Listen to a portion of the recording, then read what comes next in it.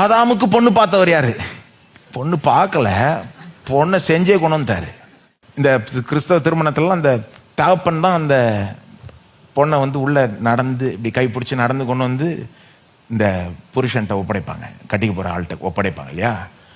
இங்க தேவனே அந்த பெண்ணை ஏவாளை கொண்டு வந்து ஆதாம்கிட்ட ஒப்படைக்கிறாங்க.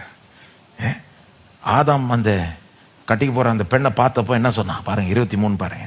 அப்பொழுது ஆதாம், இவள் என் எலும்பில் எலும்பும் என் மாம்சத்தில் மாம்சமுமாய் இருக்கிறாள், இவள் மனுஷனில் எடுக்கப்பட்டபடினால் மனுஷி எண்ணப்படுவாள்.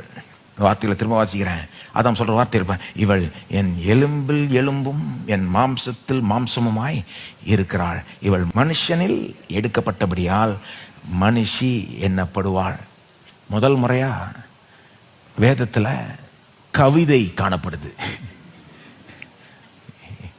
கட்டி போற பெண்ணை பார்த்தா ஆதாமுக்கு தானா கவிதை வருது, லவ் சாங் வருது, காதல் பாட்டு. இது நான் விளையாட்டுக்கு சொல்றேன்னு நினைச்சுக்கிறீங்க, ஆக்சுவலா வேத வல்லுநர்களே சொல்றாங்க, this looks like the first instance of poetry. கவிதை முதல் முறையா பைபிள்ல வர மாதிரி தெரியுதுன்ற மாதிரி சொல்லுகிறார்கள். இதுக்கு ஒரு அழகு இருக்கு, இதுக்கு ஒரு அழகை கொடுத்தவர் தேவன், சினிமா கிடையாது.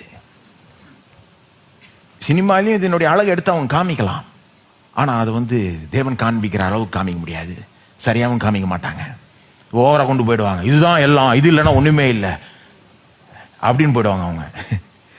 ஆனா இதுக்கு ஒரு அழகு இருக்கு, அந்த கவிதையில் அது தெரியுது இல்ல.